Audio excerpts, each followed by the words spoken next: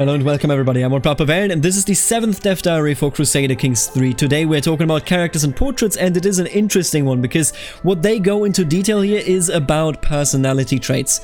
What we already knew, we knew this from PDXCon, I think I mentioned it in the most important stuff that you need to know about Crusader Kings III video as well. We already knew that essentially they are trying to minimize the amount of traits you have while maximizing the impact that that has on your character. What that means is that we are essentially looking at, a target trait kind of portfolio of just 3 traits. You can have more, you can have fewer, but that is what they want you to have. We have some screenshots here of people that have 4 traits, but all in all, they only want 3 traits. That is entirely different in comparison to Crusader Kings II, primarily, well, let me just see if I can find one. Primarily because every single character ended up with 1,000,000 traits. Now, these are all just freshly spawned in. They have 4 traits on average. Historical people have more most of the time. I can't find anyone that is quite interesting yet. There's some stuff going on here, but commonly you would end up with 1,000,000 traits, especially if you are the player and actually in control where you branch out. This will change now. You will only have, about 3, maybe 4 traits, but those will be much more decisive in what kind of personality you are, what kind of options you get in events, and so on and so forth.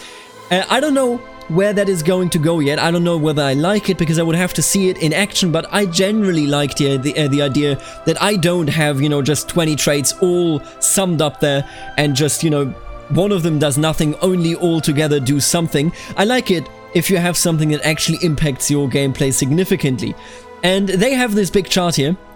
And this chart right here that shows a variety of traits. Now, those are all new pictures, and I gotta say I like the art style, but what is more important, of course, is what are these traits? I did something very quickly, and I couldn't identify some traits. I probably misidentified others. Let me know in the comments where you think I was wrong, and let me know in the comments, where you think I just didn't get something. So, for example, we have deceitful, diligent. About these, I'm pretty sure. This is greedy. This one I thought was, wrath, because wrath is the opposite of patient, but patient, would fit. Maybe impatient, maybe it is a new trait that we simply didn't have before. This is clearly stubborn, this is chaste. This one I was thinking maybe absent-minded, but I'm not entirely certain. Gluttonous? No idea. Tell me in the comments. Patient, just, humble because of the humility before God, wrath. This one maybe uncouth, I'm not certain. Maybe, no, honestly, I don't know. Bad sleeper, I don't think that's a trait. Charitable. This one would be temperate, this one would be lustful, slothful, this is honest, this is craven, this is brave, this is shy, gregarious, ambitious, because, the peasant wants to become a queen or king. Content, we have arbitrary, we have cynical, we have zealous. Oh, but zealous I'm actually certain because we'll get to that in a second. This looks like it's paranoid, overly secure. This is trustful, this is kind. And then with these, this was very difficult. I think this may be something intrigue related, or probably is maybe, doing something behind the back. This is clearly cruel. This one could be something like vengeful, and then conciliatory, so this could be the opposite. Conciliatory meaning, the giving out the olive branch, which is essentially making a peace offer. So maybe this is vengeful and this is being conciliatory, but I'm not certain. And then these look primarily like childhood traits. I think this is affectionate, curious, I want to say, willful. Then I'm not sure. Doesn't look like maybe conscientious as a childhood trait. I'm not sure. This is haughty as far as I'm concerned, but it could also be erudite, this one. Either way, let me know what you think about the traits. These are fairly cool symbols. I like the art style. It's much, much clearer. Just what it actually depicts. Whether that is the trait that I, gave it is of course something else, but obviously this is, for example, I just noticed when I did this today, and where is this actually? There, honest, right? You're speaking right from your heart. That is honesty. That's at least what I would assume it is. But honest down here, like, once you identify it, it makes sense. You are naming the red cube a red cube. That is what honesty is, obviously, right? But this one, at least you can see it's a hand on a chest. Until now, I did never really identify what this means, but here we are. Now, with that being said, all of these traits are now a bit more sparse, but they will be more impactful. And we can see that here in this screenshot as well. You got El Ed Makhard, Countess Hafrid, Emir Jafar Ibn Kilab, and Duke Ordulf. And they have a very limited number of traits. You can see their normal stats here. They're, not personal combat power. This is just their prowess. That's what it's called. I assume that this stuff is their ambitions, but I'm not actually certain. Maybe it's their occupation. And what's interesting here is, so every character gets a special name based on the traits that they have. For example, he is brave, he is ambitious, and he is gluttonous, and it's called a fearless ravener. So out of 2, or out of 3, they took 2 traits and gave it to them. This is his education, obviously. Then over here, we have something very interesting. This is, in my opinion, and it is a minor detail, but this is the most interesting part about this entire dev diary. Countess Hafrid has 3 traits, or rather 4. 1 is the educational trait, of course. This one is wrathful, trusting, and craven. Irrational craven. Irrational craven. Makes sense, right? She gets angry all the time, has no temperate, and temperament. That's it. Has a low temperament, or whatever it's called in English. I can't recall. Don't even worry about it. But wrathful is the one that is an actual virtue. How does that make sense? Maybe she is Norse. That could be the case.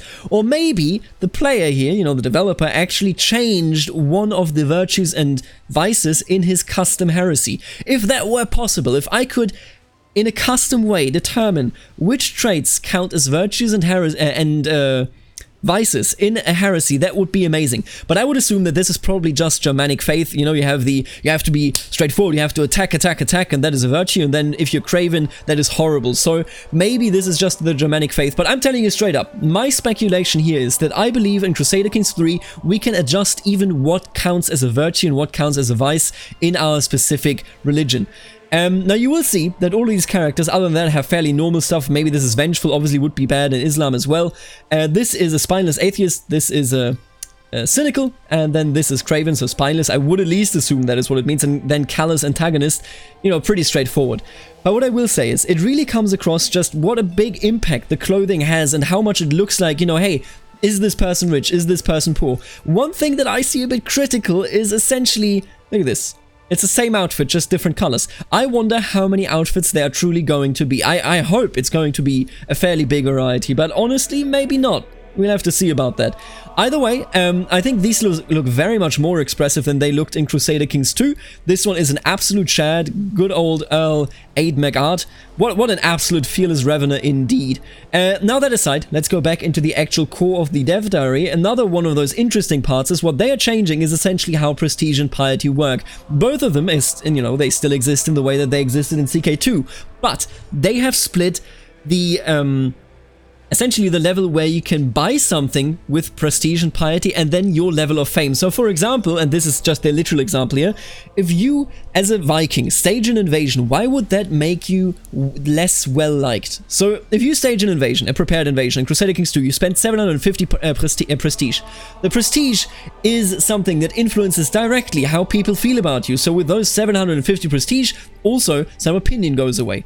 These days, you will still be paying for the prepared invasion with prestige, but your overall level of fame does not diminish. It is very, very similar to how the entire renown stuff works in the dynasty overview, where, you know, you will keep your overall dynasty fame, but you will be able to use it in your dynastic, you know, so to speak, bloodline kind of enhancements. This is very, very similar. You are able to spend your prestige, but you don't lose the opinion bonus. You could, however, lose your fame level if you were to break the truce. So this is not something that just goes up and up and up the longer you live. It will be decreasing if you do dishonorable things, and then the actual opinion that other people have of you will go down. This adds another very easy to access and very easy to control layer of interpersonal relationships, because now no longer will you just, you know, hey, ooh, can I do a prepared invasion or will people rebel against me? No. People won't rebel just because you spend your prestige points. Instead, they will say, hey, is still famous, right? Now, there will be 5 levels, so 0 to 5 rather, actually 6 levels then, I guess. 6 levels of fame, and if you have a 0, it's disgrace, so people will disrespect you wherever they can, and this level of fame, I assume it is level 5, is exalted among men. So this is pretty cool. They split it. I think that makes perfect sense. I think this is the next step, the next logical step that had to be taken here, and I absolutely agree with the assessment that the developers made in order to actually go through with this. Now beyond that, they're also going into the details of genetics, and the genetics are actually quite interesting because they have made it a bit more layered. You will actually see a direct impact, such as if you breed beautiful, you know, if you breed the traits regarding beautiful and just your general looks into your characters, your lineage will then in the future have more symmetrical faces. Yes, I know, I absolutely love it too. I'm very excited for that, but beyond that, what they added is essentially they just added more layers to, for example, quick and genius. So you can breed the genius slowly into your family and they will become even better at being smart every time you do it until, you know, they excel to the maximum level. I think that is excellent. Adding more in there makes it so that selective breeding, you know, is kind of encouraged, while also making it so that even just slightly selective breeding is already being rewarded. So I think that is good. They also are confirming that albinos and ugly people are making, you know, an entry into CK3, or rather I should say ugly people are making a comeback. And that's quite interesting, but honestly, I would have to see that in action. I actually do not know how albinoism works in terms of inheritance in the real world, and without that I obviously don't want to say anything about that. And that's a pretty cool topic, I think, though. Altogether, the genetic breeding takes a whole new level here in Crusader Kings 3. Beyond that, the dev diary only goes into the details about, you know, the characters, the clothing, then the respective poses that they now can strike.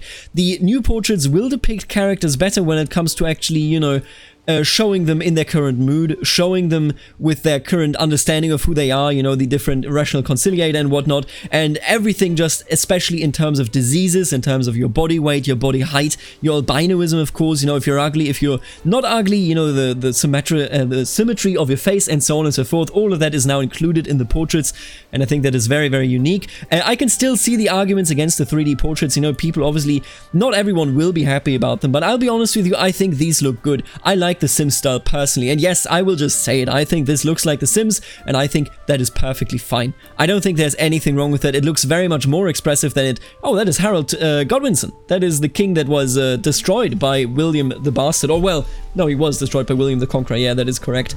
And I think that is a positive thing. What you can see here is this is a holy warrior, as far as I'm concerned. I think this is his battlefield trait. He is zealous.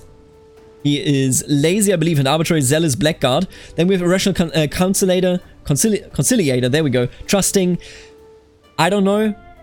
Argumentative, I don't know. Gluttonous, that is a sin in Christianity, of course. She's Svetoslava, so I would assume she is Polish?